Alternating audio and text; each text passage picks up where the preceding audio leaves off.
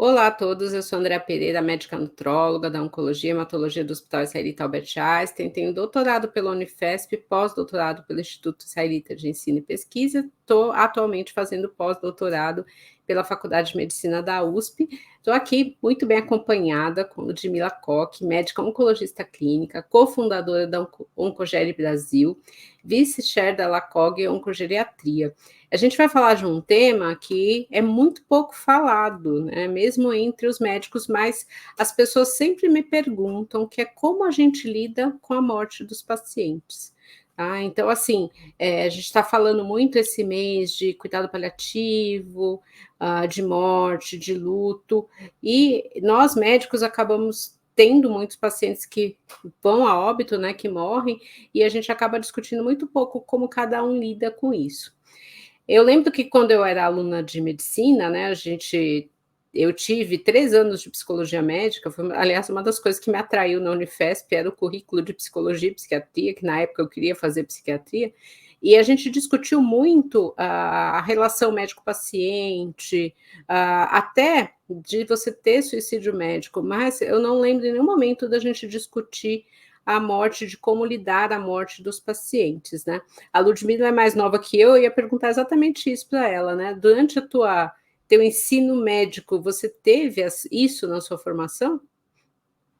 Então, primeiro eu gostaria de agradecer, né, essa oportunidade, esse convite do podcast com um tema, né, um pouco inusitado, né, na discussão do ponto de vista de um oncologista, que é sempre sobre ter, né, esperança, vibra com cada curva aí de ganho de sobrevida, né, dos pacientes, mas a gente sabe que a morte, né, ela anda de mãos dadas com a vida.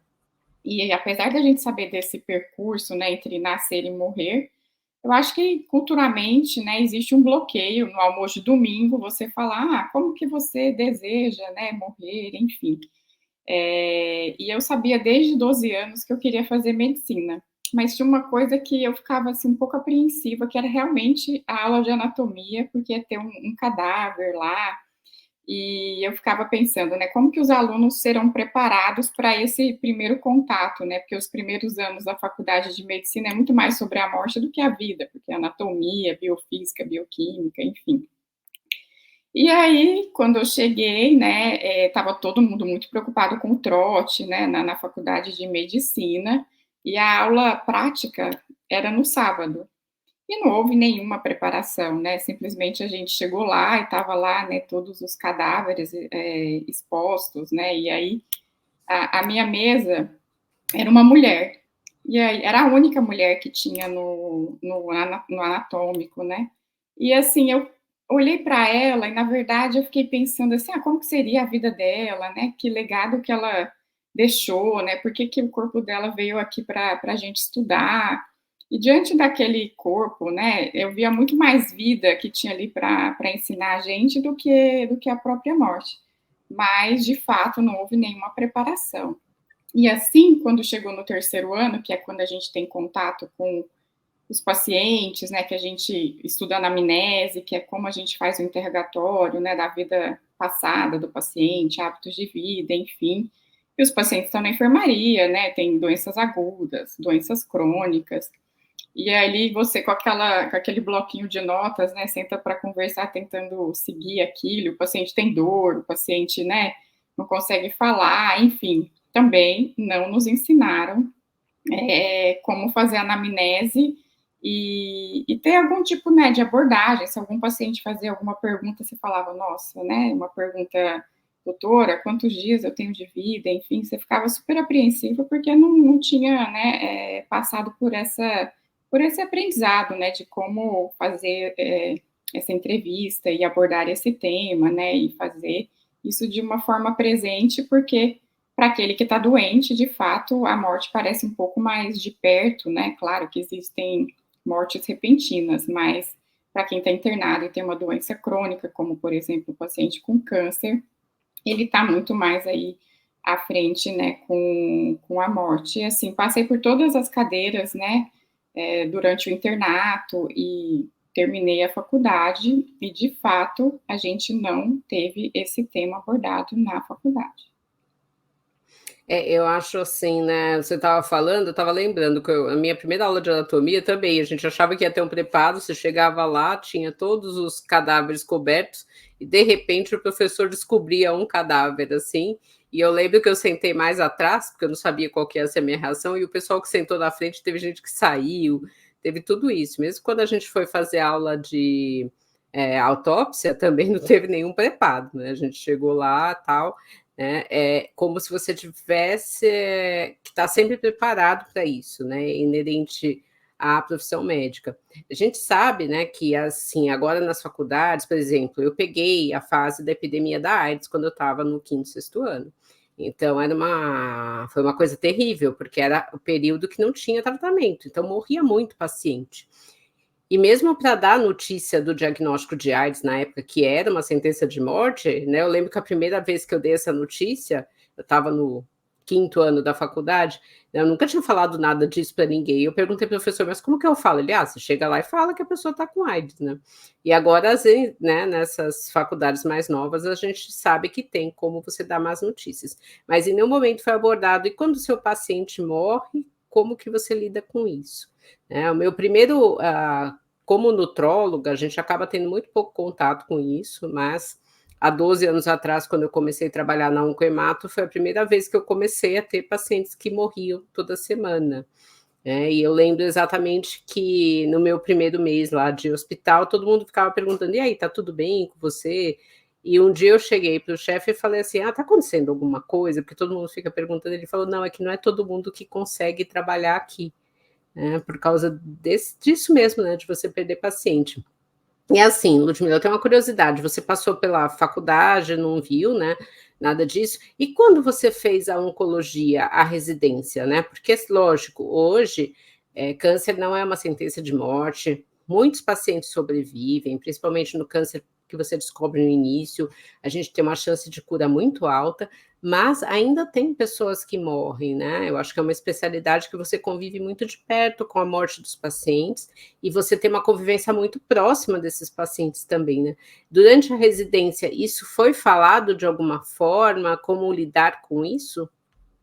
Não, e assim, antes da oncologia, né, a gente precisa passar por uma especialidade clínica, então eu fiz clínica médica, 2 anos de clínica médica, e também esse tema não foi abordado dentro do tratado de clínica médica.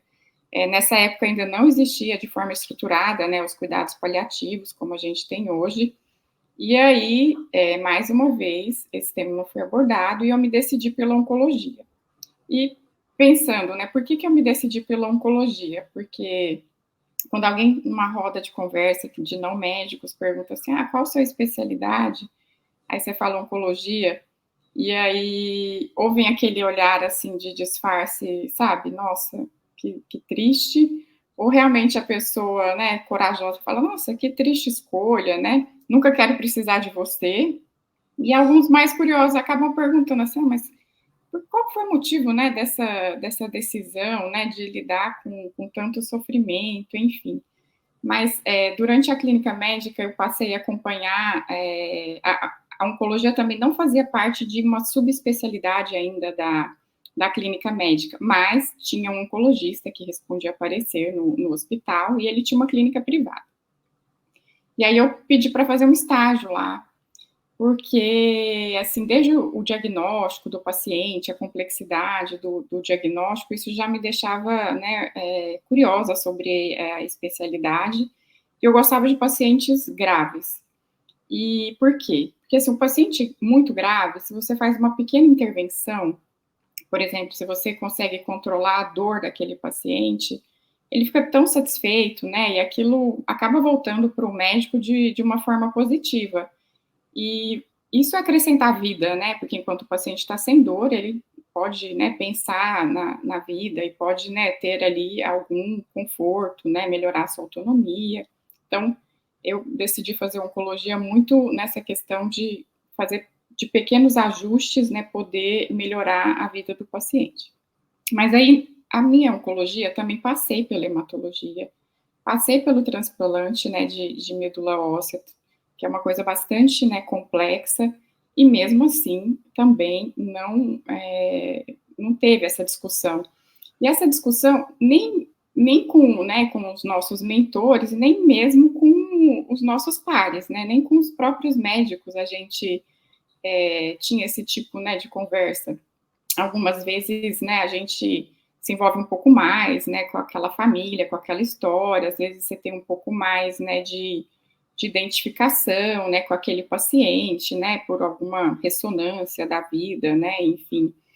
E isso não foi discutido, né? E assim, uma coisa muito importante que a oncologia traz para a gente, essa presença, né? A gente se faz presente na vida do paciente, desde o diagnóstico, né?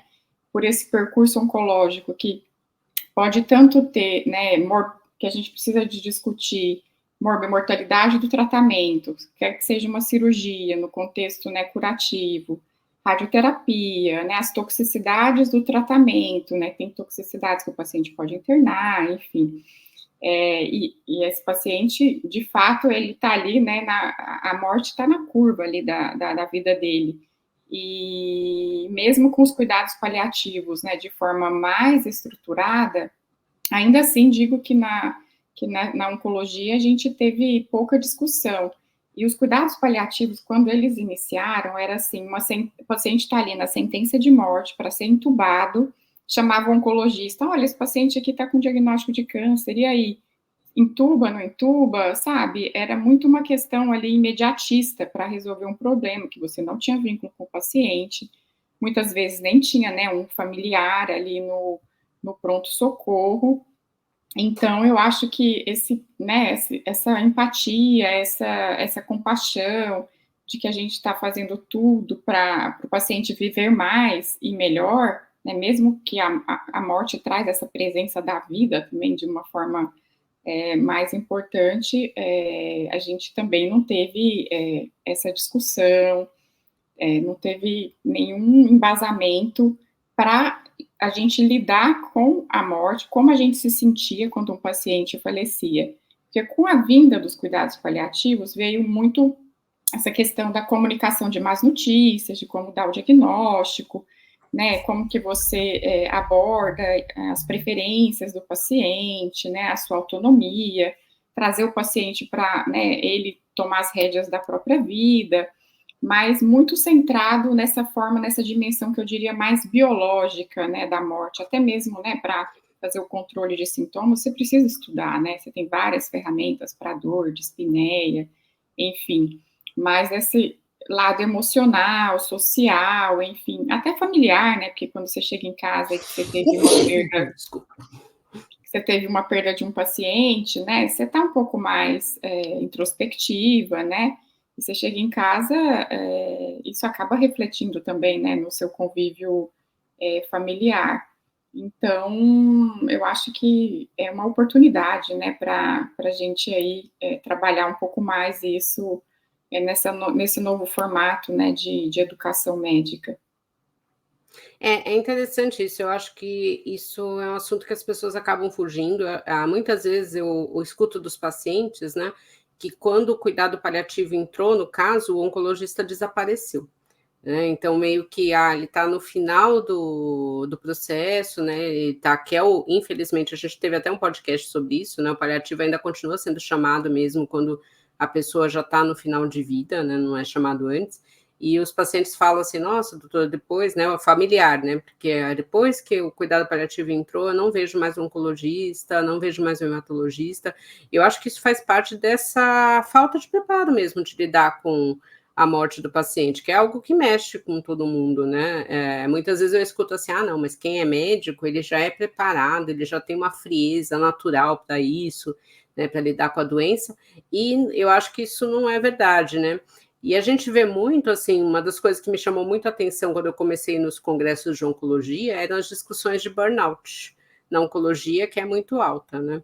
Então, para quem está nos ouvindo que não sabe o que é burnout, é a pessoa que acaba desistindo, né, de trabalhar com isso, começa a ter um estresse muito grande no trabalho, irritação, né, às vezes até um sintoma de depressão. Então, assim, é uma profissão muito bonita, muito necessária, mas realmente você lida com muito sofrimento, e eu acho que se a gente pegar essa parte, né, que a gente fala sempre de transferência com transferência, o câncer é algo que pode acontecer com todo mundo, né? Então, todo tempo você tá assim, nossa, e se fosse comigo, né? E se fosse com alguém da minha família? Então, existe um envolvimento muito maior do médico. Você acha que o número de mortes em oncologia, ou lidar com esse sofrimento, é algo que acaba aumentando aí a probabilidade de burnout na oncologia?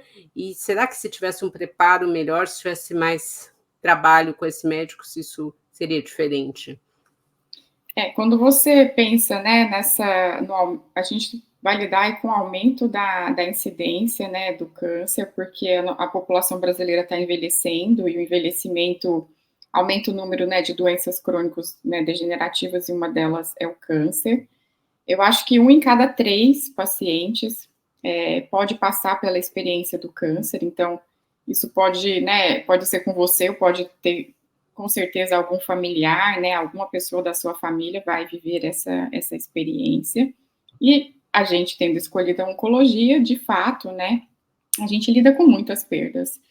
E eu acho que isso sim pode influenciar essa questão do burnout, porque a gente, né, todo mundo tem uma sobrecarga de trabalho, né, grande, mas a gente leva para casa, né, os casos. Eu acho que hoje o WhatsApp foi muito bom, mas ele também traz essa permanência, né, na sua vida dessa continuidade do seu trabalho, seja no fim de semana, seja à noite, seja nas férias. E esse senso de urgência, né? O paciente fez um exame, ele falou, eu vou fazer o exame. Aí ele fala, eu fiz o exame, ele tem consulta amanhã e ele quer saber o resultado, né, do exame. Então, a gente está inserido na cultura brasileira, e o oncologista acaba trabalhando, né, dessa forma. Eu já tive algumas experiências, né, fora do país, nos Estados Unidos e na Europa, e eu vejo que isso é uma particularidade da oncologia brasileira, nesse sentido de ser um trabalho contínuo, contínuo, contínuo. E eu acho que, por falta, né, desse preparo, da nossa educação, acho que muitas vezes o médico acaba tomando a dor, né, do paciente, co-identificando, e isso pode deixá-lo, né, muito angustiado. E nessa somatória de casos, se você não consegue fazer uma transferência desse sentimento, conversar, né, autocuidado, fazer alguma atividade física, eu acho que sim, isso pode acelerar o burnout. Uma coisa que eu penso é o seguinte: não há fracasso, né, quando o paciente morre, se houve uma linha de cuidado, né, durante todo esse percurso oncológico. E eu gosto de seguir o paciente desde o diagnóstico até o último dia de vida dele, mesmo que o cuidado paliativo, né, esteja presente. Eu acho que a gente pode chamar o cuidado paliativo, né, antes, se é uma doença já avançada, metastática, mesmo que o paciente não tenha muitos sintomas, para estabelecer um vínculo. Isso acaba dividindo a minha responsabilidade, né, daquele paciente, da família de uma forma geral, porque quando adoece um paciente, adoece a família, porque alguém vai ter que levar esse paciente, voltar, ele vai internar, ele tem, né, uma demanda de tratamento que o cuidador vai precisar de um cuidador principal, e até mesmo, às vezes, de revezamento. Então, eu acho que a gente tem um sofrimento ainda, né, solitário da parte do oncologista nesse enfrentamento de lidar com as perdas. Existem pequenas iniciativas de discussão, de grupos de psico-oncologia, né? Essa questão do burnout está mais presente, não só na especialidade médica, mas também, né, nas outras profissões. Então, eu acho que é importante essa oportunidade, né, de discussão. E também vejo aqueles pacientes que não morreram, que passaram pela experiência do câncer, que teve uma doença potencialmente curada. É difícil, né, para o oncologista falar que o paciente está curado, fica aquele paciente, né, morto-vivo, que não soube retomar a sua vida. E isso também me deixa às vezes mais frustrada do que aquele paciente que morreu de forma natural, que recebeu todo o tratamento. Então, eu acho importante a gente ter ainda também essa discussão aí do survivorship com, né, com esse grupo de pacientes, para trazer de novo, né, beleza ao presente, né, da vida deles, né, sonhos, né, que não se realizaram, porque é uma outra oportunidade também de você ressignificar, né, a vida depois de uma doença grave, porque a gente sabe que o futuro é um somatório de hoje, né, hoje mais amanhã, mais depois da manhã é o futuro. E a gente, né, fica esperando alguma coisa para fazer outra, enfim. Tem até um livro, né, que aquela enfermeira escreveu, os 5 principais arrependimentos, né, antes de morrer, porque se a pessoa não der um bom sentido para a vida, não é na morte que ela vai lembrar de Sim. coisas tão especiais que ela tenha feito. Então, eu vejo essas duas situações, a frustração do médico, no sentido de achar que a morte é, de certa forma, um fracasso, não é, né, se você se Uhum. inclinou naquele cuidado, não. E para esses pacientes que não conseguem aí retomar a sua vida depois de um tratamento, né, curativo e ressignificar essa vida. Eu acho que isso vale, né, a gente discutiu no podcast anterior a morte, né, no sentido do como é para a família, como é para os pacientes, a gente não falou do ponto de vista médico, mas quando você conseguiu fazer tudo o que você podia, né, teve uma conduta correta, eu acho que é muito mais fácil. E para a família é a mesma coisa. A gente vê isso, famílias que têm alguns conflitos, coisas mal resolvidas, é muito mais difícil lidar com esse processo. E uma coisa que me marcou muito, né, é interessante isso, a gente tem muitos pacientes que vão muito bem, que sobrevivem, mas a gente guarda muito aqueles que morreram, que tiveram uma história muito triste, né? A gente acaba até os outros, a gente lembra, mas a gente lembra mais das histórias tristes. E a gente teve uma festa dos 30 anos do transplante de medula óssea, que reuniu, né, os pacientes que ficaram bem e tal. Aquilo foi tão legal, porque eu acho que isso é uma iniciativa bacana, muito mais às vezes para a equipe de saúde até do que para os pacientes, porque eu lembro de pessoas que vieram falar comigo e falaram, nossa, olha como essa pessoa está bem, a pessoa veio agradecer tudo, e foi assim um chá de ânimo ver a quantidade de gente bem, né, que muitas vezes você esquece, né? Então, eu acho que isso é muito importante, né? Falando aí de como lidar com a morte, eu acho que para mim, assim, apesar de eu não ser a oncologista, mas eu trabalho com esses pacientes, né? Eu acabo convivendo com isso. Eu acho que isso é muito importante. Você ter alguém conversar, porque é lógico que tem pacientes que acabam, todos mexem, mas tem uns que mexem mais ou menos. Quando alunos me perguntam disso, eu sempre falo, olha, eu particularmente, isso é uma opinião minha, eu acho que o envolvimento faz parte do processo de cura, a gente tem que se envolver. Mas você tem que se envolver de um modo também que você consiga lidar com isso, porque senão todo paciente que morrer, você ficar totalmente desnorteado, como se fosse uma pessoa da sua família, um amigo, você não vai conseguir trabalhar. É legal conversar com as pessoas. Eu acho que a prática de atividade física é muito bacana. Psicoterapia, acho que são opções legais para você fazer.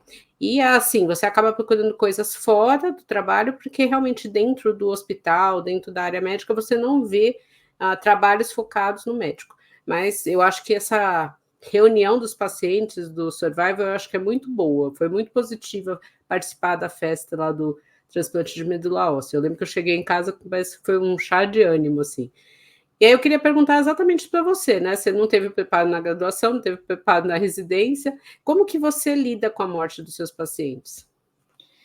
Assim, as minhas subespecialidades da oncologia, né, envolvem oncogeriatria, pulmão, cabeça e pescoço e sistema nervoso central. Então, é um cenário realmente que envolve diagnósticos em estágios, né, muito avançados, né, e especialmente os pacientes, né, do sistema nervoso central, dependendo da área que é afetada, compromete muito a qualidade de vida desses pacientes, né, autonomia física, até mesmo, né, o paciente pode ficar sem falar, afásico, isso gera muita angústia, né, para o paciente, para os familiares e até mesmo para o médico, né, já acompanhei alguns pacientes que seria, né, uma angústia, né, tremenda nesse sentido.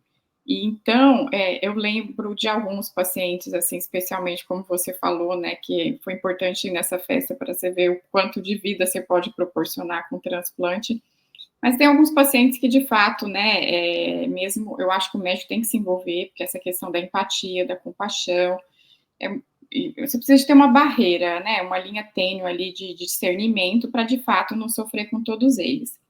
Mas alguns casos me chamaram a atenção, eu compartilho aqui com você, dois especialmente ligados à extubação paliativa.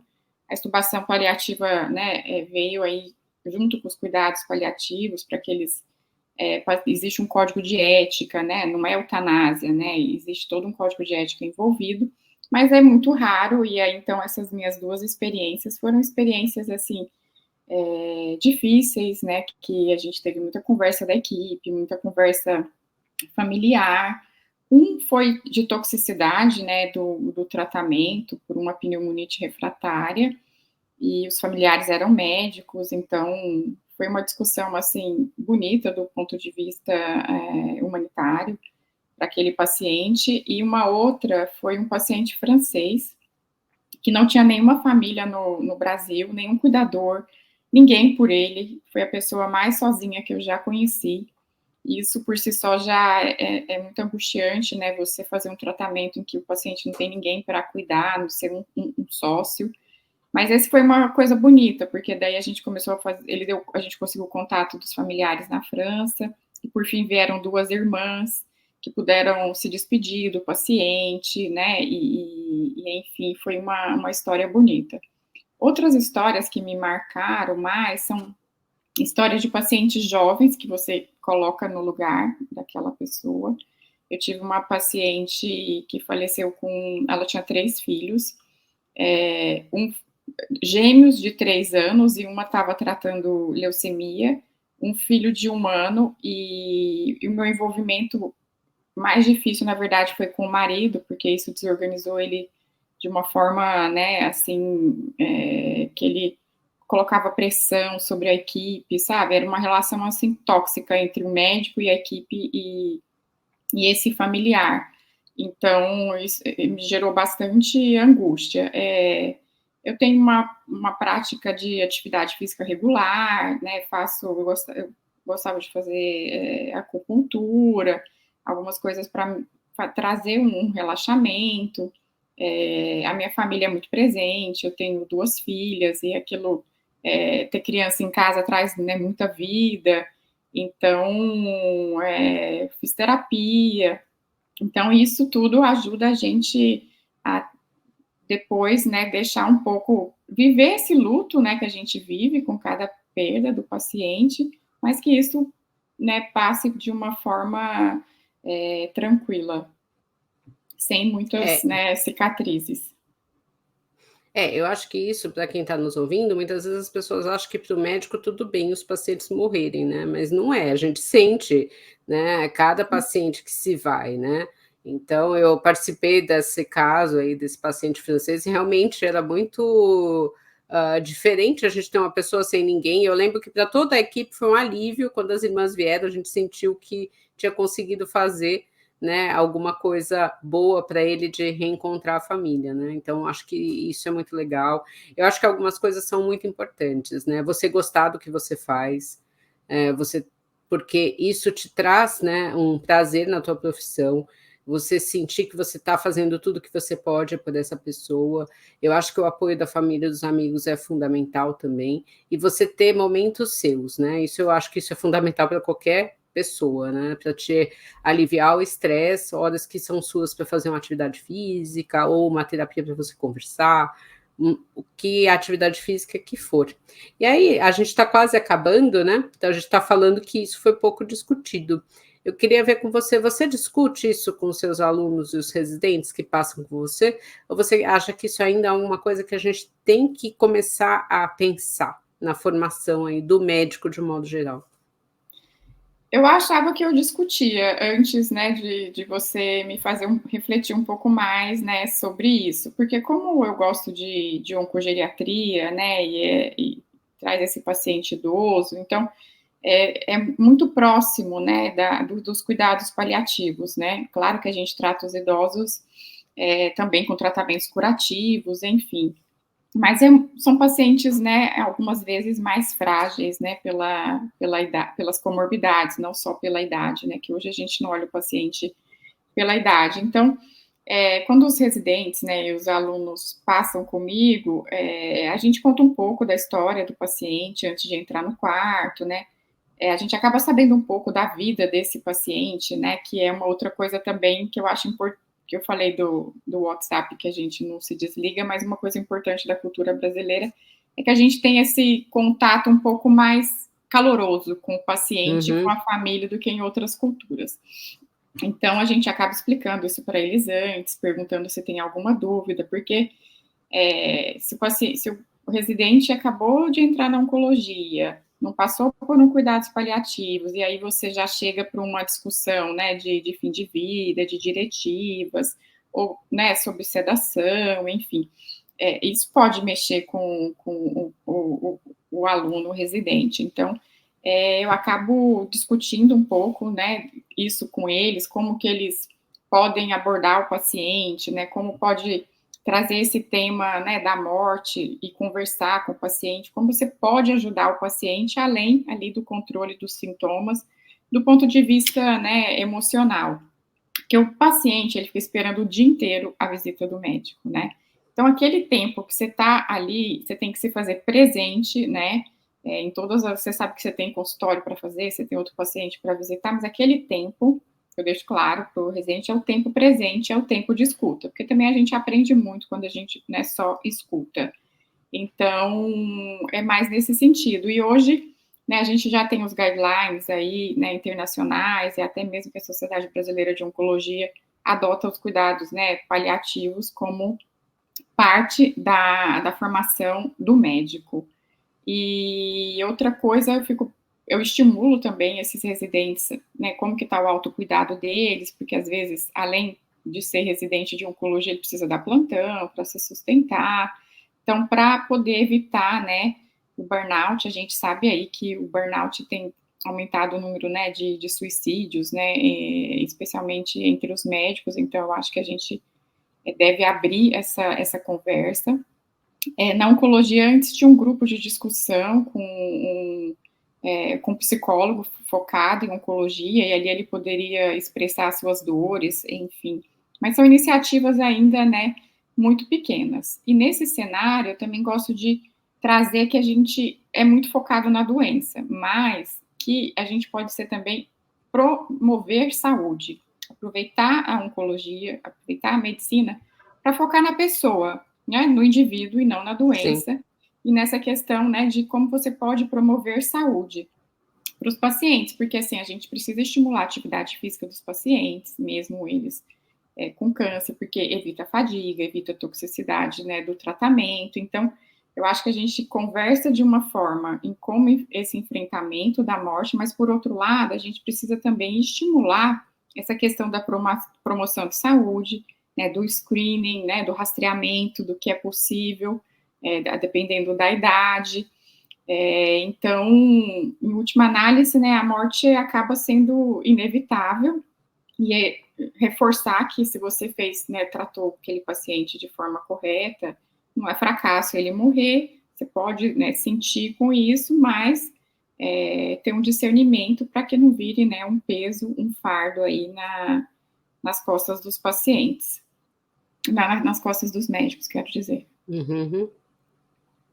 Tá joia, queria agradecer muito você, Ludmila, para falar de um tema tão difícil, né? A gente acaba discutindo muito pouco entre a gente, né? Então, assim, acho que tanto para preparar o podcast quanto para você que foi para participar, a gente pensou muito sobre isso.